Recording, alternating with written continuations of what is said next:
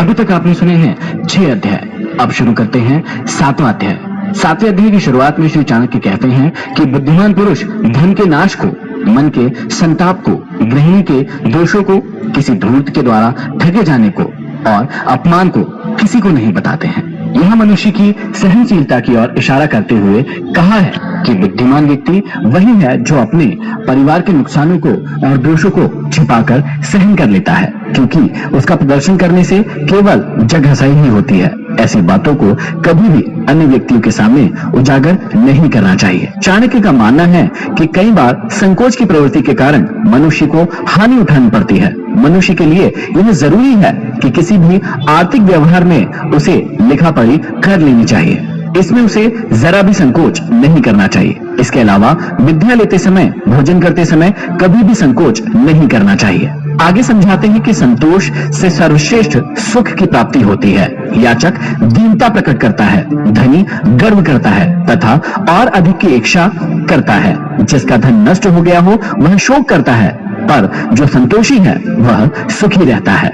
आगे समझाते हैं कि अपनी स्त्री, भोजन और धन, इन 3 चीजों में संतोष रखना चाहिए और विद्या, अध्ययन, तप और दान करने में कभी भी संतोष नहीं करना चाहिए। जीवन में सजगता बहुत जरूरी है। इसलिए चाणक्य का कहना है कि 2 ब्राह्मणों के बीच से गुजरने का अर्थ यही है कि आप उनके वाद विवाद में विघ्न डाल रहे हैं, अतः कभी उनके बीच से होकर ना निकले। ब्राह्मण और अग्नि के बीच से गुजरने का अर्थ यही है कि आप उनके अग्निहोत्र में विघ्न डाल रहे हैं। पति पत्नी तथा स्वामी और सेवक के बीच जब वार्तालाप चल रहा हो तब बीच में घुसकर आप उनकी बातों में विघ्न डालते हैं। इसी तरह बैल और हल के बीच से निकलते वक्त चोट लग जाने का भय बना रहता है, अतः इन बातों का हमेशा ध्यान रखना चाहिए। आगे समझाते हैं कि पैर से अग्नि, गुरु, ब्राह्मण, गौ, कन्या, वृद्ध और बालक को कभी नहीं छूना चाहिए। इन्हें पैर से स्पर्श करने पर पाप लगता है, क्योंकि ये सभी आदरणीय हैं। चाणक्य कहते हैं कि बैलगाड़ी से 5 हाथ, घोड़े से 10 हाथ, हाथी से 1000 हाथ दूर बचकर रहना चाहिए और दुष्ट पुरुष या राजा का देश छोड़ ही देना चाहिए। यहाँ वो ये समझाना चाहते हैं कि जो जितना अधिक दुष्ट है उससे उसी अनुपात में दूरी रखते हुए जीवन यापन करना अच्छा होता है। आगे समझाते हैं कि हाथी को अंकुश से, घोड़े को चाबुक से, सींग वाले बैल को डंडे से और दुष्ट व्यक्ति को वश करने के लिए हाथ में तलवार लेना आवश्यक है।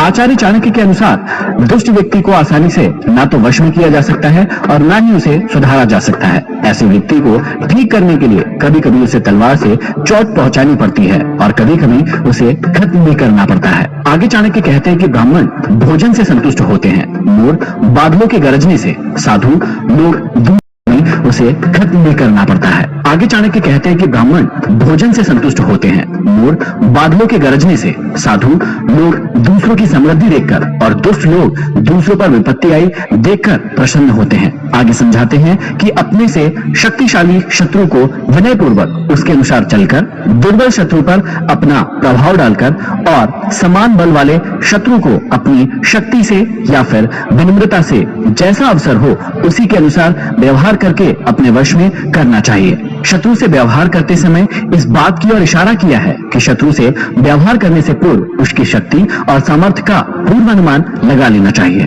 राजा की शक्ति उसके बाहुबल में, ब्राह्मण की शक्ति उसके तत्व ज्ञान में और स्त्रियों की उनके सौंदर्य तथा माधुर्य में होती है। संसार में अत्यंत सरल और सीधा होना भी ठीक नहीं है। वन में जाकर देखो कि सीधे वृक्ष को ही पहले काटा जाता है और टेढ़े मेढ़े वृक्षों को छोड़ दिया जाता है। इस बात में जीवन की सच्चाई की ओर संकेत किया है। सीधापन आदमी की कमजोरी का परिचायक माना जाता है। उसे हर कोई सताने लगता है, परंतु टेढ़े स्वभाव के दुष्ट व्यक्तियों से कोई भी उलझना नहीं चाहता। सभी उनसे बचना चाहते हैं। जिस सरोवर में जल रहता है हंस वही रहते हैं और सूखे सरोवर को छोड़ देते हैं। मनुष्य को ऐसे हंसों के समान नहीं होना चाहिए कि बार बार स्थान बदले। चाणक्य का मत है कि मनुष्य के लिए अपना स्वार्थ ही प्रमुख नहीं होना चाहिए। जिस स्थान विशेष से एक बार नाता जोड़ लिया जाए तो उसे कठिनाई आने पर भी नहीं छोड़ना चाहिए। कमाए हुए धन का दान करते रहना ही उसकी रक्षा है। जैसे तालाब के पानी का बहते रहना ही उत्तम है। तालाब का पानी एक ही स्थान पर रुका रहेगा तो वह सड़ जाएगा। संसार में जिसके पास धन है उसी के सब मित्र होते हैं, उसी के सब बंधु बांधव होते हैं। वही शेष पुरुषों की गिनती में गिना जाता है और वही ठाट बाट से जीवन जीता है। चाणक्य कहते हैं कि धन के बिना कोई भी कार्य नहीं चलता है। धन परमात्मा तो नहीं है, परंतु उसका छोटा भाई अवश्य है। जिसके पास धन है वही कुलीन है, विद्वान है, शास्त्र यज्ञ है, गुणी है, वक्ता है। धन कमाओ मगर ईमानदारी से कमाओ। अत्यंत क्रोध करना, कड़वी वाणी बोलना, दरिद्रता और अपने सगे संबंधियों से वैर विरोध करना, नीच पुरुष का संग करना, छोटे कुल के व्यक्तियों की नौकरी अथवा सेवा करना, ये 6 दुर्गुण ऐसे हैं जिनसे युक्त मनुष्य को पृथ्वीलोक में ही नरक के दुखों का आभास होता है। मनुष्य यदि सिंह की मांद के पास जाता है तो गजमोती पाता है, और यदि सियार की मांद के पास जाता है तो बछड़े की पूंछ और गधे के चमड़े का टुकड़ा पाता है। भाव यह है कि बड़े लोगों के पास जाने से धन संपत्ति और ऐश्वर्य प्राप्त होता है, और छोटे तथा नीच लोगों की संगति करने से सिवाय दुख के और कुछ भी प्राप्त नहीं होता है। आगे चाणक्य कहते हैं कि बोलचाल अथवा वाणी में पवित्रता, मन की स्वच्छता और यहाँ तक कि इंद्रियों को वश में रखकर पवित्र रखने का भी कोई महत्व नहीं होगा